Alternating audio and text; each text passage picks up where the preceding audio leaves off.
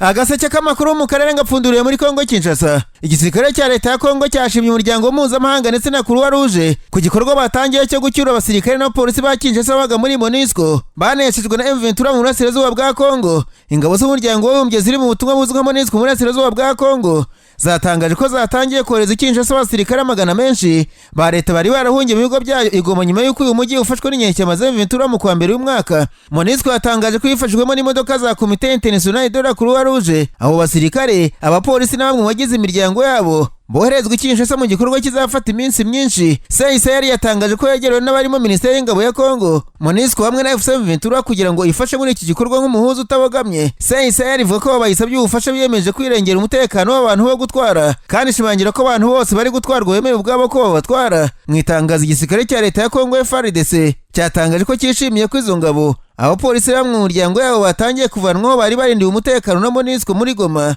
aho ni muri Kivu y'Amajyaruguru. Abo basirikare bahungiye kuri MONUSCO nyuma yo gutsindwa mu mirwano ya M23 ubwo bafataga umujyi wa Goma mu mpera z'ukwezi kwa mbere umwaka. Muri iyo mirwano bamwe mu basirikare n'abakuru b'ingabo na polisi bahunze umujyi wa Goma n'amato baca mu kiyaga cya Kivu berekeza Bukavu. Aha naho ariko baje kuhava berekeza Uvira ubwo M23 yafataga Bukavu mu ntara Kivu y'Amajyepfo. Abandi basirikare n'abarwanyi babazerenoherwa mu bihumbi bishyikirije umutwe wa M23 nyuma yo gutsindwa imirwano bajya guhugurwa mbere yo kwinjizwa muri M23 nk'uko uyu mutwe wagiye ubitangaza. Umubare w'abasirikare ba FARDC n'abapolisi bahungiye mu bigo bya MONUSCO Goma ntabwo uzwi neza. Gusa izi ngabo zero uyu munsi zatangaje ko bazahavanwa ari amagana menshi. MONUSCO, CICR na FARDC bavuze ko kuvana abasirikare Goma bizeye ko bizubahiriza amasezerano y'i Geneve ayarimo ingingo zirengera abasirikare bamanitse amaboko mu mirwano n'imfungwa z'intambara. MONUSCO ivuga ko bigendanye n'amategeko y'umuryango w'abibumbye abo basirikare bayihungiyeho yaririnze bambuwe intwaro. MONUSCO, CICR cyangwa se FARDC nibatangaje inzira abasirikare bacishwamo bataha kugira ngo bazagere Kinshasa.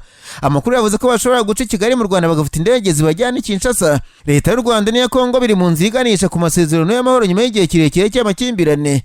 Kinshasa n'ibihugu bimwe by'uburengerazuba bw'isi bishinja u Rwanda gufasha M23. Kigali na Loni ariko nabo bagashinja Kongo Kinshasa gufatanya n'inyeshyamba za FDLR zirwanya ubutegetsi bw'u Rwanda. Kuvana ingoma abasirikare ba FARDC bari barahungiye kuri MONUSCO bibaye mu ngabo za SADC zamanitse mu Igoma nyuma yo gutsindwa imirwano. Amakuru avuga ko zatangiye kuva muri uyu mujyi. Amashusho menshi yashyizwe ku mbuga nkoranyambaga kuwa kabiri yerekana imodoka zitwaye ibikoresho bya gisirikare zambuka umupaka wa Petite Barriere uri hagati y'imijyi ya Goma na Gisenyi mu Rwanda n'ayandi zitambuka mu mijyi ya Musanze na Kigali. Imirongo y'imodoka zitwaye hari ibikoresho bya gisirikare yaturutse mu burengerazuba bw'u Rwanda ku mupaka yerekeje kandi irindiye umutekano n'imodoka z'ingabo z'u Rwanda yerekeza ku mupaka w'Iburasirazuba wa Rusumo uri mu ntera y'Ibirometero 320 mbere yo kwambuka yinjira muri Tanzania.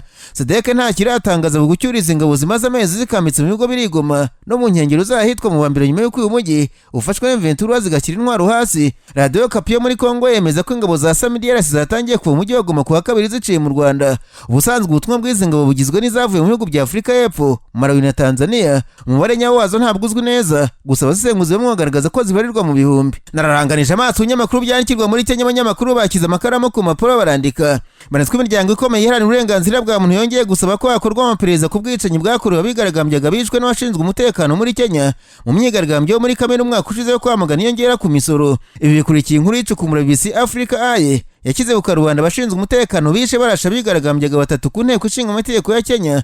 Ibyutse uburakari mu baturage no gusaba ubutabera. Umuryango uharanira uburenganzira bwa muntu Amnesty International na Komisiyo y'uburenganzira bwa muntu ya Kenya bavuze ko abashinzwe umutekano bamenyekanye muri iyo nkuru mbarankuru bakwiye guhangana n'amategeko. Umuvugizi wa leta ya Kenya yashubije avuga ko ubuzima bw'umuntu wese ari ubw'ingenzi ku rwego rugenzura imikorere ya polisi irimo gukora iperereza, ariko yanenze BBC gukora inkuru mbarankuru kuko ngo uri mu ruhande rumwe. Isaac Mwaure yavuze ati bariya bakoze iriya nkuru mbarankuru bagakwiye ko barashatse kumenya icyo leta ibitekerezaho kugira ngo bashobore kuba batabera ndetse nta ruhande babogamiyeho. Urugero bagaragaza inteko ishinga amategeko irimo gutwikwa ariko ntibagaragaza uri kubikora, basa nk'abapfobya ibyangijwe mu nteko ishinga amategeko. Yemeye ko abigaragambyaga barafite impungenge zumvikana ku mushinga w'ingengo y'imari, ariko ati ntidushobora kugira igihugu kinewewe mu kajagari n'urugomo. BBC yari yasabye leta ya Kenya kuri ikivuga kuri iyo nkuru mbarankuru. Iyo nkuru mbarankuru yavuzweho by'akanya gato mu nteko ishinga amategeko ya Kenya kuwa kabiri ubwo Depite John Kayari yashinjaga BBC gutiza umurindi gahunda y'amahanga. Undi Depite Miri Odhiambo yavuze ko leta n'inteko ishinga amategeko bikwiye guhangana mu bwitonzi n'ingaruka z'imyigaragambyo bitarinze kuniga itangazamakuru. Odiyamba ati inkuru mbarankuru ya BBC yateje uburakari bwinshi kurushaho mu rubyiruko, ntushobora guhagarika itangazamakuru. Mu gusubiza kuri iyo nkuru mbarankuru mbere yuko itangazwa, polisi ya Kenya yavuze ko idashobora kwikuraho iperereza, yongera ko urwego rwigenga rugenzura imikorere ya polisi ruzwi nka IPO mu mpine y'icyongereza ari rwo rukora iperereza igihe polisi ishinzwe kugira imikorere mibi. Igisirikare cya Kenya KDF cyabwiye BBC ko urwego IPO nta busabe na bumwe rurakigezaho gukora iperereza ku musirikare wacyo n'umwe mu bari bari muri operation ku nteko ishinga amategeko. Inkuru mbarankuru ya BBC Africa yiswe inteko ishinga amategeko y'amaraso cyangwa se Blood Parliament yahishuye ukuntu abashinzwe umutekano bakoranye ubugome mu myigaragambyo y'urubyiruko rw'Iburayi mu nteko ishinga amategeko ku itariki ya 25 Kamena umwaka ushize. Ku munsi abadepite batoye bemeza umushinga w'ingengo y'imari wateganyaga iyongera ku misoro. Uwo mushinga w'ingengo y'imari wateje impaka wari ugamije gutuma leta ibona miliyari 2.7 z'amadolari y'Amerika, avuga ko yari ikeneye kugira ngo igabanye kugirwa n'inguzanyo z'amahanga, ariko wari wateje imyigaragambyo henshi byifashishije amakuru ari ku mbuga za internet n'ibyo abantu batangaje. Isesengura rya BBC ryagenzuye amafoto arenga 5,000 rishobora kumenya abashinzwe umutekano bari bambaye imyenda y'akazi baranga. Umupolisi n'umusirikare barashe bakica bigaragambye 3 batitwaje intwaro ku nteko ishinga amategeko. Igikorwa kigali cy'abashinzwe umutekano cyo guhakira ukurikirane rw'imyigaragambyo bamaganaga umushinga w'ingengo y'imari cyiciwemo abantu nibura 65 kiviramo abari 49 kunyuruzwa ku ngufu, abarirwa mu 1000 batabwa muri yombi nk'uko Amnesty International yabitangaje. Leta ya Kenya yemera ko hapfuye abantu 42. Kwa mbere BBC yavuze ko yaretse igikorwa cyihariye cyo kwerekana iyo nkuru mbarankuru mu murwa mukuru Nairobi wa Kenya kubera igitutu cy'abategetsi. Umuvugizi wa BBC yumvikana agira ati turatengushwe cyane kuba tutashoboye gusangiza iyi nkuru mbarankuru n'ikiganiro cyo mu itsinda nk'uko byari biteganijwe. Amnesty International yavuze ko inkuru mbarankuru ishimangira raporo umuryango watangaje mbere irimo ko habayeho ikoreshwa ry'imbaraga zica zitari ngombwa kandi zirenze urugero kubigaragambya. Uwo muryango wasabye polisi n'igisirikare gutangaza ku mugaragaro ingamba zirimo gufatwa zijyanye n'ibyagezweho n'inkuru y'icukumbura rya BBC.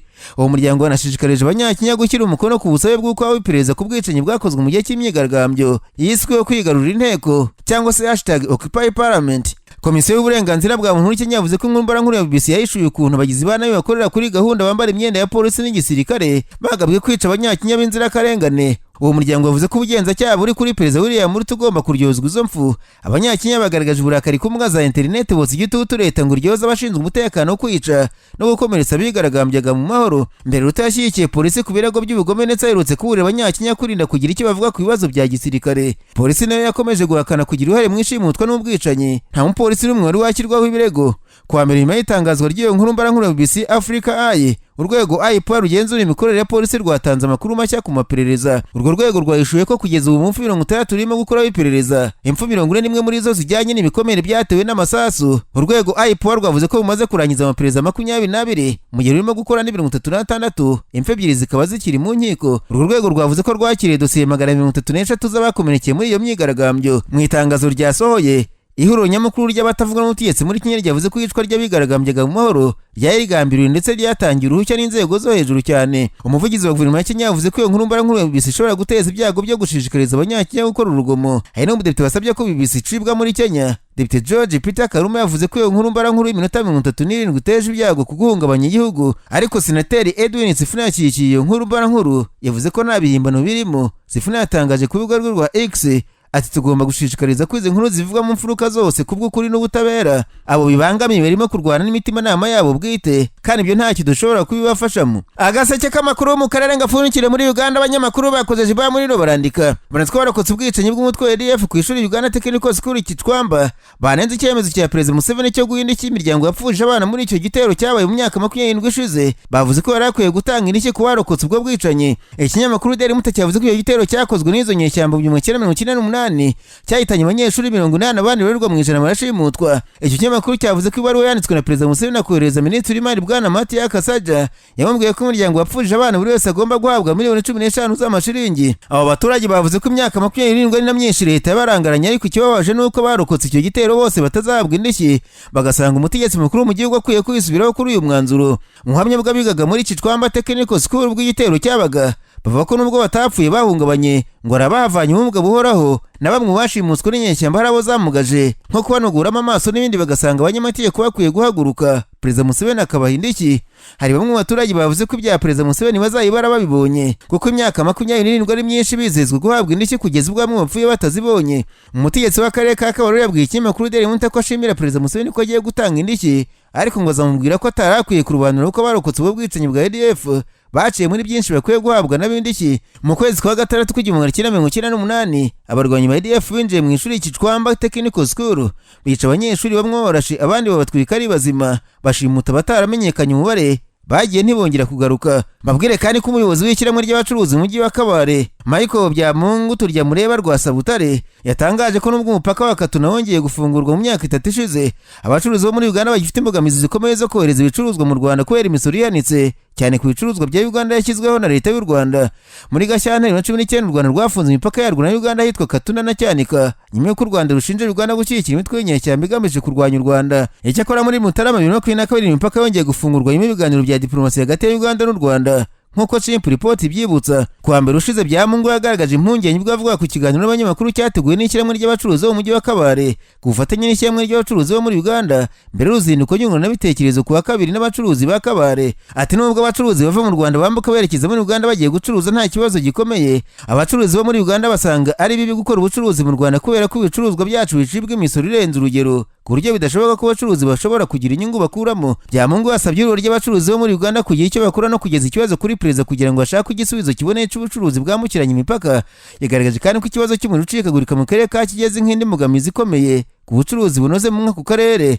Mu gusubiza, perezida w'ishyirahamwe ry'abacuruzi bo muri Uganda yavuze ko ibibazo nk'ibi ngibi by'abacuruzi aribyo byatumye yoherezwa na perezida kugira ngo bakore urugendo ngishanama n'abacuruzi bo mu makomine yose n'imijyi yo muri Uganda ku buryo raporo yuzuye igaragaza ibibazo ndetse n'ibyifuzo bifatika by'abacuruzi bo mu gihugu cyose bizashyikirizwa Perezida Yoweri Kaguta Museveni.